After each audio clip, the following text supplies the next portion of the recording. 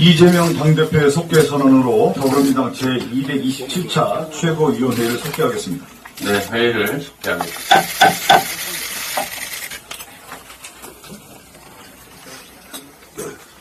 먼저 이재명 당대표의 모두 발언이 있겠습니다.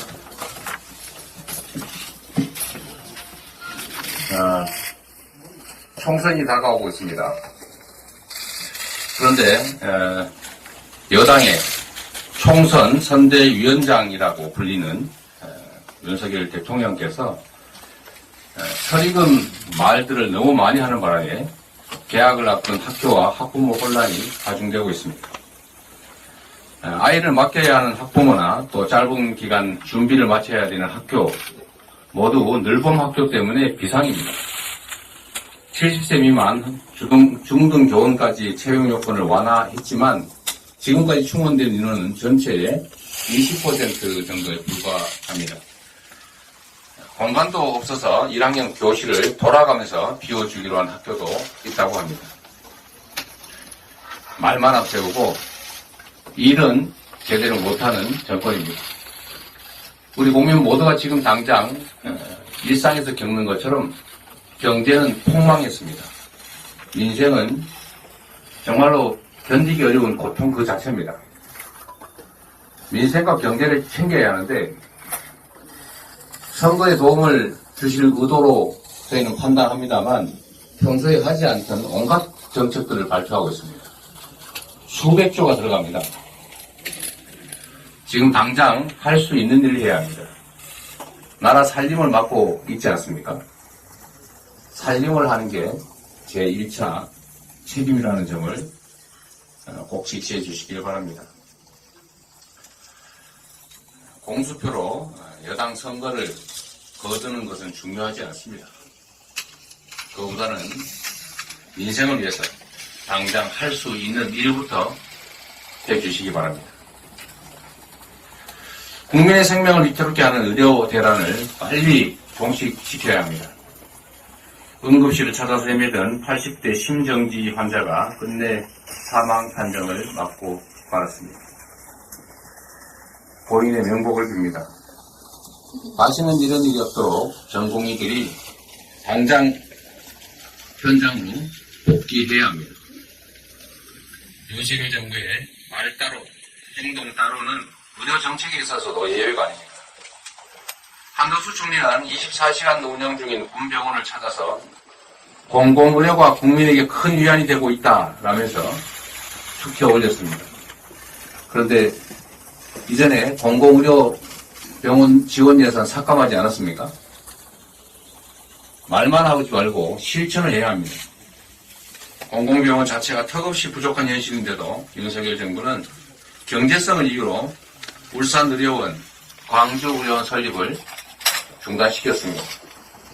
그래놓고 이제 와서 부랴부랴 공공병원을 내세워서 활용을 해보겠다고 나서고 있습니다. 인프라를 구축하지 않고 활용만 하면 그게 지속 가능하겠습니까? 국민 건강권을 위협하는 의료 대란 사태 조속하게 해결해야 합니다. 급할 때만 상황 모면용으로 공공의료에 기대고 무작정 의사수 증원만 밀어붙이려 해서는 안 됩니다. 지역의사제나 공공의대 설립 같은 필수 공공 지역의료 확충 방안을 제대로 본격적으로 검토하고 시행해야 합니다. 이상입니다. 네, 다음으로 홍익표 원내대표의 발언이 있겠습니다. 네, 제가 오늘 이 모두 발언을 마치고 바로 서울 시내에서 있는 대한간호협회 정기총회 참석자 이석을 해야 되는 점을 양해를 부탁드리겠습니다. 지난해 불행한 사고로 불행한 일로 유명을 달리하신 서희초 교사님의 순직이 인정됐습니다. 늦었지만 다행입니다. 지금도 깊은 슬픔에 있을 유가족분들 또 많은 충격을 받았을 학생과 학부모들께도 작은 위로가 되길 빕니다. 그러나 여전히 현장에서는 이러한 유사한 사례에도 불구하고 순직을 인정받지 못한 선생님들의 안타까운 죽음이 여전히 남아 있습니다. 교사의 순직 인정 증명을 유가족에 해야 하는 현행 제도는 보완이 필요합니다.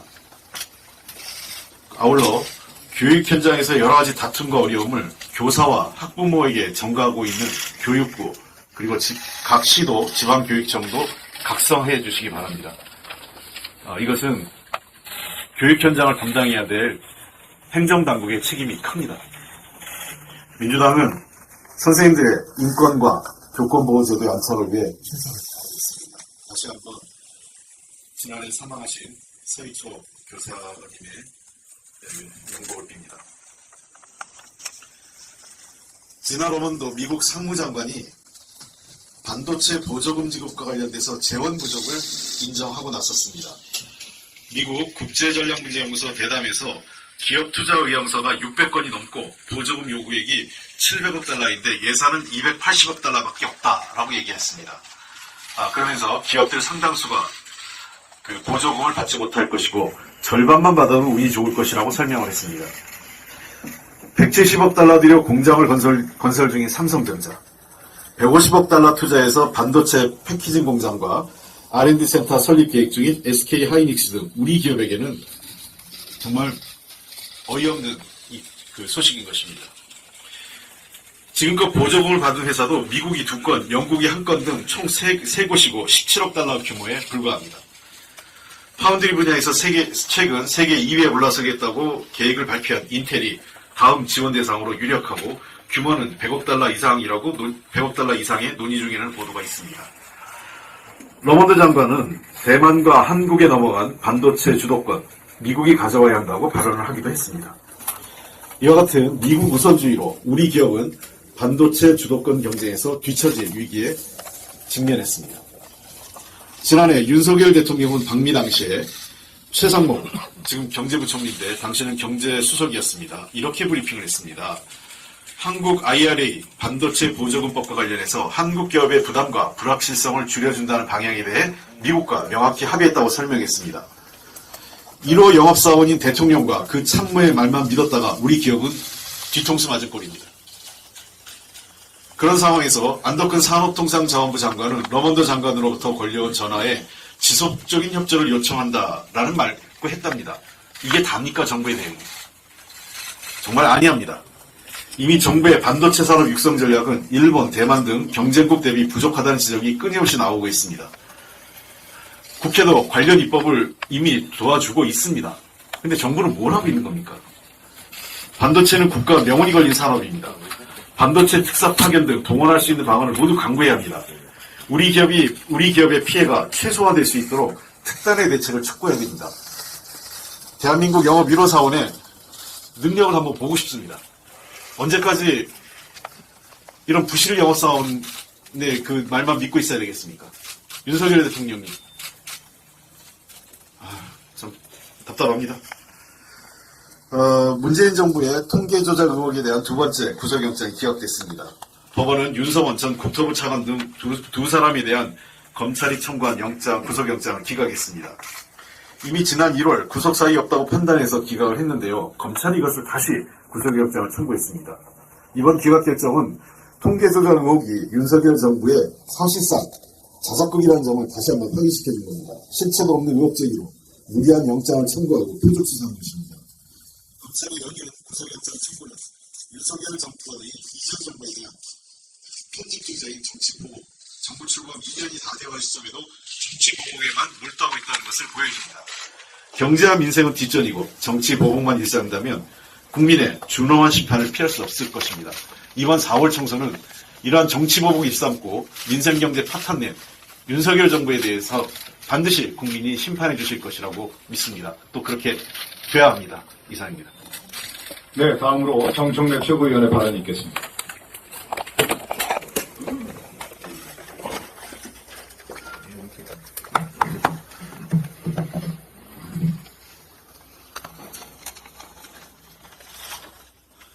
노무현, 문재인, 이재명을 위한 변명. 저는 한때 친노로, 친문으로 분류되었고 지금은 언론들에서 친명으로 분류합니다. 한 정치인을 단정적으로 낙인 찍고 꼬리표를 붙이는 언론의 방식에 찬성하지 않습니다. 따라서 한 정치인을 비노, 비문, 비명으로 분류하는 것 또한 찬성하지 않습니다. 언론들 입맛대로 똑같은 한 정치인을 어떤 때는 친노로, 어떤 때는 비노로, 친문으로, 비문으로, 친명으로, 비명으로 필요에 따라 낙인 찍기 장사를 합니다. 이런 분류에 반대하지만 편하게 잠시 알아듣기 쉽게 차용해서 씁니다. 저는 노사모 출신입니다. 노무현 대통령 시절 노사모에 대한 폄훼와 멸칭이 극에 달했던 적이 있습니다. 노사모 앞에는 노무현 홍위병이란 낙인이 항상 따라붙었습니다. 당시 노무현은 민주당의 깃발이고 상징이었습니다. 저는 노무현도 존경했지만 노무현을 지지하는 국민들을 존중하고 사랑했습니다. 그것이 민주주의 정신입니다. 그런 노무현도 기적적인 광주 경선 승리 후 노풍이 불고 전 국민적 지지를 받았지만 후보 단일화 협의에 약진 후단협 국회의원들로부터 대통령 후보직을 내려놓으라는 압박에 시달려야 했습니다. 그때 자당의 후보를 인정하지 않고 흔들어댔던 정치인들은 지금 어디에 있습니까? 문재인 대표 시절 저는 그때도 최고위원이었습니다. 문재인 대표 사퇴하라며 문재인을 흔들었던 국회의원들은 끝내 탈당하고 아예 국민의당으로 출마했습니다. 대선 때는 문모닝을 외쳤던 사람들입니다. 그때 문재인을 지키자며 10만 온라인 권리 당원들이 입당 러시를 이뤘습니다. 저는 문재인을 지키다가 징계도 받고 총선 때 컷오프되는 아픔도 겪었습니다. 그때 문재인을 반대하고 떠났던 정치인들은 또 어떻게 되었습니까? 그때 같은 목소리로 문재인을 지키자고 했던 동지들은 또 지금은 어디에 있습니까? 욕하면서 배운다고 했던가요? 지금 민주당의 깃발이요 상징은 단연 이재명 대표입니다. 동네 돌아다니다 보면 노무현 지켜주세요 했던 사람들이 문재인 지켜주세요 했고 지금은 이재명 지켜주세요 합니다. 노무현 문재인을 지켰던 사람들이 지금은 이재명을 지켜주세요 라고 한다는 사실을 국회의원들은 잘 모르십니까? 민주당은 김대중, 노무현, 문재인, 이재명으로 깃발과 상징이 계승되었습니다. 축구로 치면 차범근, 황선홍, 박지성, 손흥민으로 깃발이 계승된 것과 같습니다. 축구 팬들은 나는 황선홍까지만 지지한다, 박지성까지만 지지한다고 하지 않고 현재 한국 축구의 상징 손흥민을 지지하고 응원합니다. 민주개혁 진보 세력 국민들은 그 상징과 깃발인 김대중을 사랑하고 응원하고 노무현 문재인을 지지하고 지켰고 지금은 이재명을 지키자 하고 이재명 대통령의 꿈을 향해 이재명의 깃발을 지키고자 합니다. 노무현 시대에는 노무현을 지지하는 국민들에게 잘 보이려고 하는 정치인이 많습니다. 악의적인 언론들은 이것을 친노팔이라고 했습니다. 문재인 시대에는 친문팔이라고 공격도 했습니다. 또 당 내부에서 선거 때면 노무현 깃발, 문재인 깃발 내세우며 친노, 친문을 자처했습니다. 그런데 말입니다. 친노, 친문은 되고 친명은 안 됩니까? 4년 전 총선에서 친문 아닌 국회의원 후보 있었습니까? 다 문재인 이름 걸고 국회의원 후보되고 국회의원에 당선되지 않았습니까? 그런데 이재명은 안 됩니까? 이것은 시대 흐름에 대한 몰이해고 역행입니다. 장강의 뒷물이 앞물을 밀어냅니다. 이것이 강물의 흐름이라면 신인 축구 선수들이 노장 선수들의 자리에 교체되는 것이 축구계의 흐름이라면 정치계도 신인 정치인들이 노쇠한 정치인들을 밀어내고 교체됩니다. 이것이 시대의 흐름이고 시대의 정신입니다. 역대 총선 정치 신인 초선들의 국회 진출 비율을 보겠습니다. 17대 65%, 18대 56%, 19대 49%, 20대 54%, 21대 56%로 신인들이 진출했고 현역 물갈이가 되었습니다.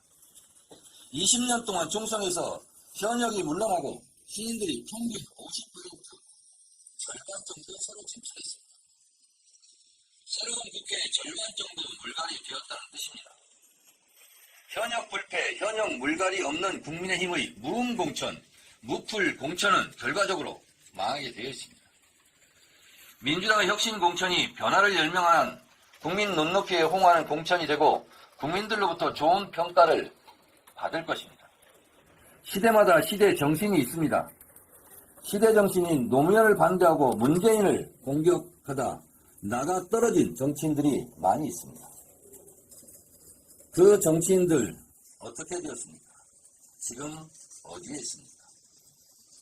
우리 민주당에는 김대중 시대, 노무현 시대, 문재인 시대, 그리고 이재명 시대의 시대 정신을 잘 읽고 큰 역할을 하는 민주당을 지키는 든든한 소나무가 모험적이게도 한 분 계십니다. 그 배도 있지요. 대표적으로 이해찬 전 대표입니다.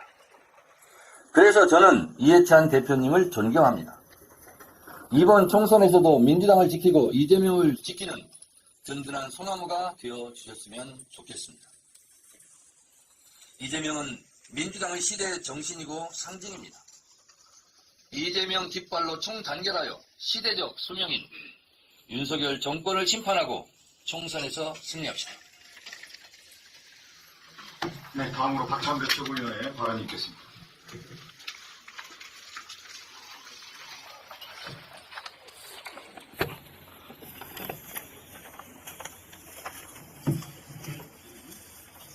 선물 보따리 받는 것 같습니다. 검찰은 증거인멸에 즉각 조치를 취하십시오. 김건희 여사가 뇌물을 상납받는 장소였던 코바나 컨텐츠 사무실이 최근 폐쇄됐다고 합니다. 일부 언론에서는 이를 논란을 원천 차단하기 위한 결단으로 포장하고 있지만 누가 봐도 명백한 증거인멸 시도입니다. 일반인이 이랬다면 당장 증거인멸했다면서 구속영장 청구까지 신속하게 했을 검찰은 도대체 어디서 뭘 하고 있는지 감감무소식입니다. 김건희 여사가 고가의 명품백을 수수했다는 보도가 나온 게 지난해 11월입니다. 검찰이 마지못해 이 사건을 배당한 지도 한 달 가까이 되었습니다. 그런데 어떻게 수사를 하고 있다는 소식은 전혀 들리지 않습니다. 야당 대표 관련해서는 수백 건 먼지 털듯 압수수색하고 수차례 소환조사하던 검찰이 대통령 배우자의 뇌물수수 의혹 사건에 대해서는 손 놓고 있습니다. 이게 정상입니까? 법인카드 7만 8천 원 세운데 기소하는 검찰. 수도 없이 공통이 상납받은 사건은 불법적하는 것이 공정입니까? 검찰이 수사를 외면하는 사이 착착 증거인멸이 이루어지고 있습니다. 검찰이 무능력한 것인지 무기력한 것인지 헷갈립니다. 언제부터 검찰이 범인의 증거인멸을 대놓고 방조했습니까? 검찰은 증거인멸을 한 김건희 여사를 즉시 구속 수사하십시오. 그래야 최소한의 일관성과 형평성이 있다고 평가받지 않겠습니까? 김건희 눈밖에 날까 전전긍긍하는 한동훈 비대위원장 애초롭습니다. 자신은 김건희 사과 발언을 한 적이 없다며 한동훈 국민의힘 비대위원장이 언론에 종종 보도를 청구했다고 합니다. 참 좀스럽고 찌질합니다. 한동훈 위원장 본인이 좀스럽고 찌질한 게 아니라면 김건희 여사 눈밖에 날까 눈치 보는 것 아니겠습니까? 한동훈 위원장이 현 정권 최고 실세인 김건희 여사와 매우 친밀한 사이라는 건 익히 알려진 사실입니다. 검찰 재직 시에 직장 상사의 배우자인 김건희 여사와 332회였던가요? 수백 번 카톡을 주고받았을 정도로 친밀함을 과시하는 사이였습니다. 일반적인 상식선을 벗어나는 관계라 김건희 껌딱지라도 되는 줄 알았습니다. 이번에 김건희 여사로부터 정정보도 청구하라는 카톡이라도 받은 것입니까? 더 애처로운 것은 시스템 공천이 어떤 건지도 모를 정도로 한동훈 위원장이 무식하다는 점입니다. 시스템 공천이 뭔지 잘 알고 있다면 전체 배점의 15%나 차지하는 현역 의원 당 기여도 평가를 당대표와 원내대표 마음대로 매기는 국힘당 공천에 대해 시스템 공천이라고 자랑할 리가 있겠습니까? 혹시 이것도 김건희 여사가 채점표를 카톡으로 보내준 것입니까? 한동훈 위원장 마음대로 평가를 매긴 거라면 노골적인 사천이고 김건희 여사가 평가를 매긴 거라면 명백한 비선 공천입니다. 고가 명품백 받은 김건희 여사가 사과해야 한다는 말 한마디 못하고 정정 보도나 청구하고 있는 찌질함에 비춰보면 비선 공천 가능성이 더 크지 않겠습니까? 한동훈 위원장은 김건희 껌딱지가 아니라면 정정 보도 청구 대신 김건희 디올백 수사하라고 촉구하고 김건희 특검법 수용하겠다고 밝히십시오. 그래야 최소한 공정하고 상식적이라는 평가라도 받을 것입니다. 한동훈 위원장은 이번 참에 자신의 정체성에 대해 명확하게 정리하십시오. 극우 유튜버입니까? 집권여당 대표입니까? 집권여당 비상대책위원장이라는 사람이 정책과 현안 문제의 해결 관심이 없고 야당 정치인들을 헐뜯은 데만 열을 올리고 있으니 한심합니다. 정치 입문한 지 몇 달도 되지 않는 분이 어떻게 입만 열면 저주와 험담이고 말만 하면 거짓이 섞여 있습니까? 극우 유튜버들의 선동에 뇌가 잠식당한 것이 아닌지 의심스러울 지경입니다. 무능한 대통령은 전국을 돌아다니면서 지키지도 못할 사기성 공약을 남발하고 집권여당 대표는 거짓말로 혹세무민하고 있으니 경제가 폭망하고 민생이 파탄날 지경인 것입니다. 집권여당 비대위원장이라는 사람이 알면 알면 어떻고 모르면 어떤가 라고 뻔뻔하게 말할 정도니 나라 경제가 잘 돌아가겠습니까? 나라의 미래가 잘 준비되겠습니까? 아리백도 모르겠고 디올백도 모르겠고 허구한 날 야당이나 헐뜯겠다는 게 한동훈식의 정치입니까? 그런다고 경제 폭망, 민생 파탄 책임을 피할 수 없고 무능과 무책임이 감춰지지 않습니다. 심판 받을 날이 멀지 않았습니다. 이상입니다. 네, 다음으로 서영교 최고위원의 발언이 있겠습니다.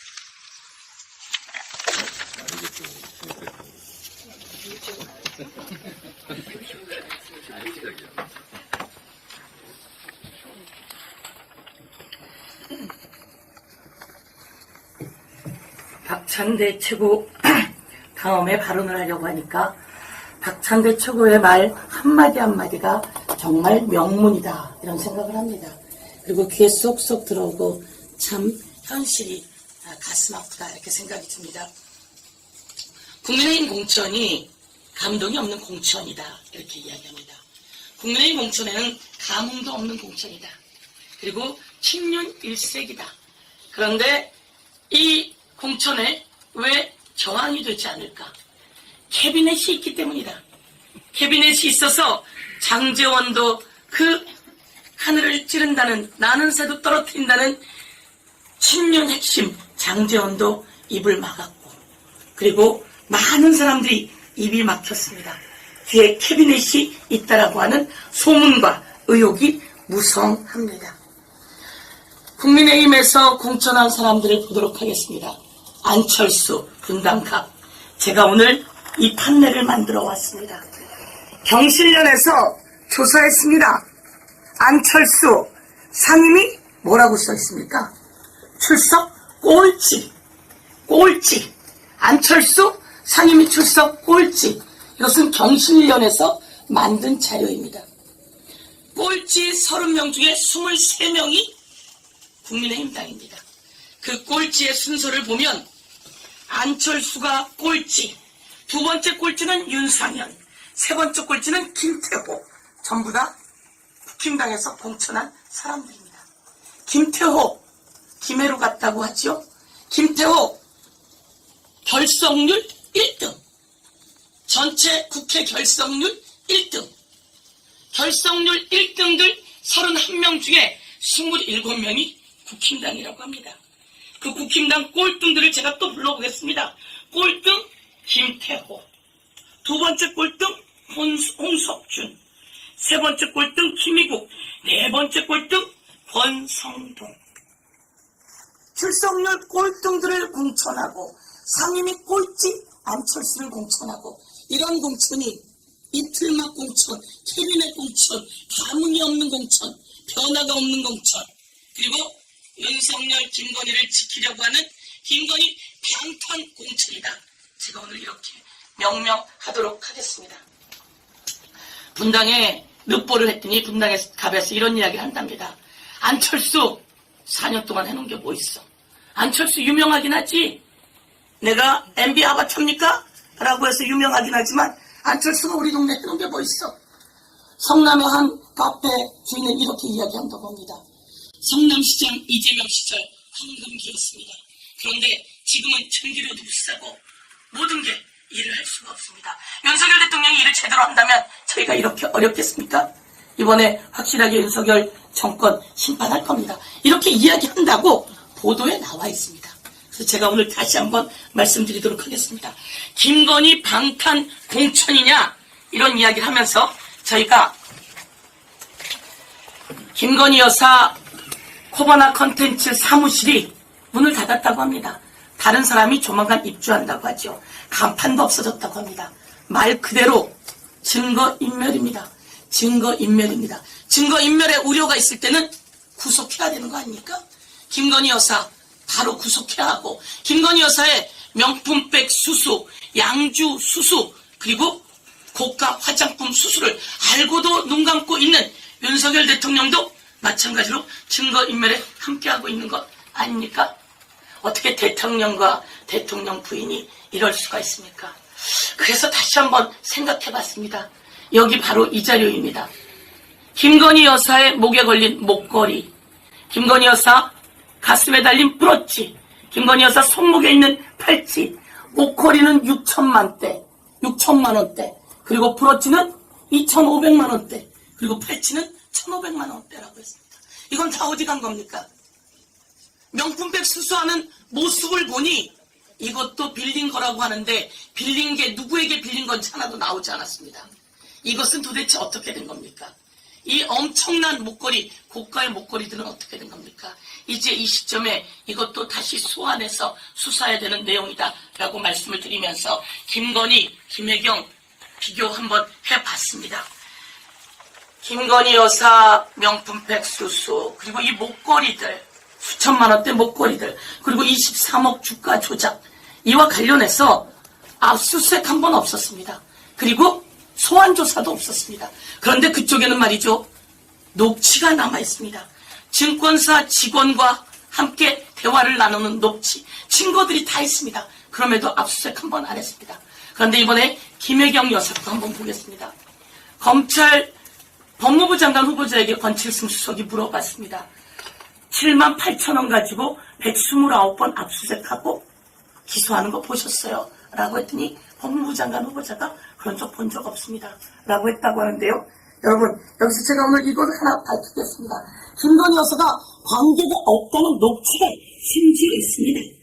이 배비서라고 하는 사람이 카드로 결제를 하라고 합니다.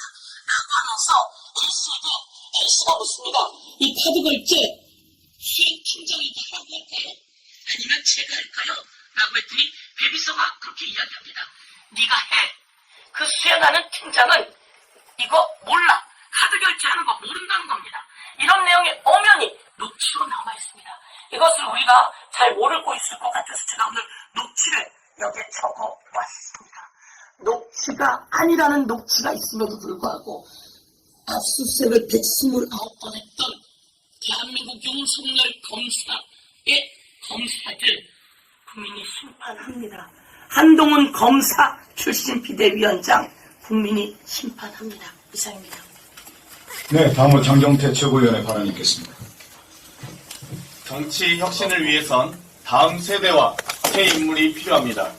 새로운 정치를 위해선 공천 혁신부터 해야 하고, 정치 쇄신의 기본이자 시작은 인적 쇄신입니다. 민주당은 환골 탈퇴하겠습니다. 민주당은 더 새로워지겠습니다. 한동훈 비대위원장이 이젠 고소로 입틀막을 하고 있습니다. 경찰은 한동훈 위원장 딸의 기부 스펙 쌓기 의혹을 보도한 기자들의 명예훼손을 혐의 없음으로 불송치했습니다. 해당 보도는 한동훈 위원장의 딸이 대학 진학용 스펙을 위해 기업으로부터 노트북을 후원받아 복지관에 기부한 내용이었습니다. 특히 노트북을 기증한 기업의 담당 임원은 배우자 진모 씨와 대학 동문이자 지인으로 엄마 찬스라는 내용이었습니다. 이와 관련해 미국의 한 언론사도 2021년 11월 딸이 기업으로부터 후원을 받아 중고 노트북 50대를 복지관에 기증했다고 말했다는 기사를 실었다가 국내 언론사 보도 직후 삭제하기도 했습니다. 당시 한동훈 위원장은 인사청문회를 앞두고 비판과 의혹에 대해 해명했어야 하지만 모르쇠로 넘어갔습니다. 지금이라도 명확히 해명하시기 바랍니다. 한동훈 위원장의 말로 되돌려 드리겠습니다. 제가 무고죄가 된다 뭐다 이렇게까지 얘기하는 것은 좀 치졸한 얘기일 것 같고 국민이 이게 상식적인 상황인지 아닌지 보고 잘 판단하실 겁니다. 한동훈 위원장님, 이게 상식적인 내용입니까? 김유진 방심위원 해촉에 대한 집행정지 신청이 인용됐습니다. 법원의 공정한 판단에 국민을 대신해 감사를 표합니다. 이번 법원 판결로 윤석열 정부의 언론 장악에 경종이 울렸습니다. 김유진 방심위원은 류일임 위원장의 민원 신청 사주 의혹에 대한 진상규명을 요구하다 지난달 해촉됐었습니다. 오히려 청부 민원위원장은 방치하고 내부 고발한 직원들을 상대로 압수수색을 실시하고 보복 인사를 단행했습니다. 윤석열 대통령은 부당한 해촉 재가에 사과하십시오. 심의의 편파성 역시 심각합니다. 방송 소위 신속심의 안건 7건 중 윤석열 대통령, 한동훈 위원장, 검찰, 여당 비판 안건이 6건을 차지합니다. 정부, 여당, 대통령에 대한 비판만 신속심의하고 있습니다. MBC 등 비판 언론 죽이기는 더욱 심각합니다. 40개 안건 중 27건이 보도 프로그램이고 10건은 MBC 건입니다. 류일임 위원장의 셀프 민원 보도, 김건희 디올백 보도, 김건희 도이치모터스 주가 조작 등 선거와 무관한 답변에 관한 내용입니다. 이걸 왜 선거방송심의위원회에서 진행했을까? 납득할 수 없습니다. 류일임 위원장의 셀프 민원 의혹에 대해 사과하시고 기소하시기 바랍니다. 불이익과 탄압을 받고 있는 방심위 직원들의 저항에 많은 국민들께서 관심을 부탁드립니다. 이상입니다. 네, 다음으로 서훈석 최고위원의 발언이겠습니다. 기득권과 특권을 줄이는 민주당 공천은 시끄럽습니다. 보수 언론은 시끄러운 소리에 증폭기를 달아서 상황을 과장합니다. 생각 없이 증폭기에서 나오는 소리를 들으면 민주당에 무슨 큰 문제가 생겼다고 생각하기 십상입니다. 반면 국민의힘 공천 갈등은 조용하다고 합니다. 그런데 정말 조용한가요? 언론에서 증폭기는 고사하고 마이크도 갖다 대지 않습니다. 생각 없이 그 침묵을 믿으면 국민의힘이 잘 돌아간다고 생각하기 십상입니다. 민주당 당사와 국민의힘 당사 앞에 가보십시오. 어느 쪽이 더 시끄러운지 알 것입니다. 현장에서 더 시끄러운 국민의힘 공천을 보수 언론은 조용한 공천이라고 칭찬합니다. 물론 국민의힘 공천을 조용한 공천이라 말할 수도 있습니다. 현역 국회의원들은 실제로 조용합니다. 힘없는 원외 후보들만 희생당하는 공천이기 때문입니다. 국민의힘 현역 국회의원들은 죽지 않습니다. 설사 자기 지역구에서 공천받지 못하는 일부 국회의원들은 돌려막기식으로 다른 지역구에서 공천을 받습니다. 물론 현역 국회의원이 옮겨간 지역구는 용액관의 차지가 됩니다. 국민의힘 공천은 용산 불패공천, 현역 불패공천, 돌려막기 공천입니다. 그럼 국민의힘은 용산 대통령실 측근에게 자리를 내준 현역 국회의원들을 왜 다른 곳으로 재공천까지 하면서 현역 국회의원들을 대부분 공천할까요? 김건희 특검 재투표에서 반란표가 나오지 않도록 예방하는 것이 가장 중요하기 때문입니다. 그래서 현 국회의원들을 대부분 공천한 것이라고 봅니다. 그래서 대부분 공천받은 국민의힘 국회의원들은 조용할 수밖에 없습니다. 정부 여당 공천이 대통령 부인 김건희 여사를 지키기 위한 김건희 방탄 공천으로 진행된 것입니다. 국민의힘 공천이 실체를 숨기느라 연일 언론의 입을 틀어막고 있지만 어느 정당이 개혁 공천에 성공했는지, 어느 정당이 국민이 원하는 물갈이 공천에 성공했는지 안개가 걷히고 난 이후 공천받은 양당 후보들이 무대에 서고 난 이후 국민들이 판단할 것입니다. 윤석열 검찰 독재를 심판하고 나라를 바로 세우는 것이 이번 총선의 본질입니다. 결국 어느 정당이 개혁 공천을 통해 나라를 정상화시킬 수 있을지 현명한 주권자들이 판단하실 것입니다. 네, 마지막으로 박정현 최고위원의 발언 있겠습니다. 네, 오늘 모두 발언 주제를 사실 다른 걸 준비했는데요. 보니까 고민정 최고위원도 안 보이시고, 그리고 공천으로 민주당 안팎이 시끄러워서 좀 한 말씀 드리고자 합니다. 공천 과정은 늘 시끄럽고 소란할 수밖에 없습니다. 민주당의 현역 의원들이 많기 때문에 또 공천 과정이 어렵기도 합니다. 그리고 앞서 여러분들께서 말씀하신 것처럼 언론 환경도 저에게 좋지 않습니다. 민주당의 공천을 유독 부정적으로 보도하는 언론들이 참 많습니다. 그렇지만 조용한 공천이 어디 있겠습니까? 조용한 공천이야말로 누군가가 깊게 개입한 사천일 가능성이 높습니다. 당은 이기는 공천을 하는 것이고 이 과정은 냉정하고 비정합니다. 공천을 받기 위해 노력해왔던 분들에게 이 비정함은 견디기 쉽지 않을 것입니다. 공천 성적표를 받은 분들 중 본인들의 성적이 좋지 않다고 해서 당의 공적 평가 시스템을 마구잡이로 흔드는 것은 옳지 않습니다. 어떤 평가 시스템도 완벽한 것은 없습니다. 부족한 것이 있으면 보완해 가야지 시스템 자체를 흔들어서는 안 됩니다. 지금 현장에 나가보면 국민의 삶이 정말 어렵습니다. 민생은 도외시하고 김건희 여사의 범법 행위를 방어하느라 여념이 없는 윤석열 대통령, 국민의 말할 거리를 이틀막으로 막는 정권, 지금 국민들은 무도하고 무책임하고 무능한 윤석열 정권의 폭주를 막아달라고 외치고 있습니다. 이런 국민의 요구를 민주당의 정치인들은 실현해야 합니다. 그래서 이제 민주당은 일치 단결에 전열을 가다듬어야 합니다. 장수는 전쟁터를 떠날 수 없습니다. 고민정 최고위원께서는 속히 전쟁터로 돌아오시기 바랍니다. 저는 최고위원 중에 유일한 경선주자였습니다.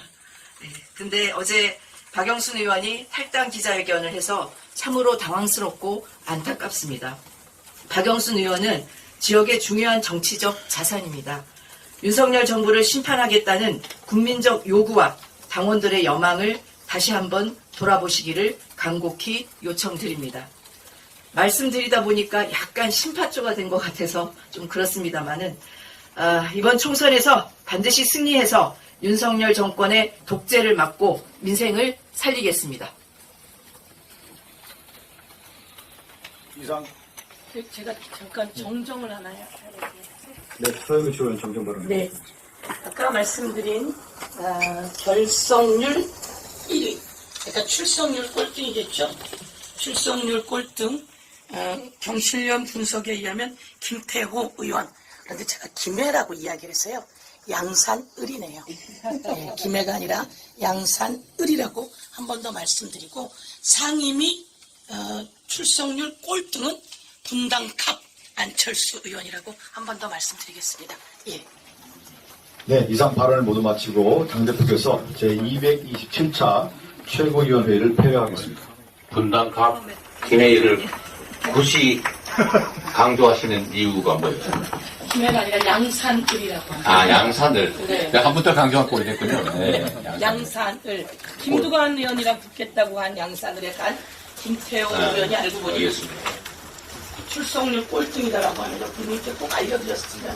본회의 출석률 얘기하는 건가요? 네네. 네, 본회의 출석률 꼴찌와 상임 출석률 꼴찌와 본회의 출석률 꼴찌. 안철수 의원은 상임 네네, 알겠습니다. 꼴찌. 네네네. 네 번째 되고 있습니다. 네. 수고하셨습니다. 회의를 마치겠습니다.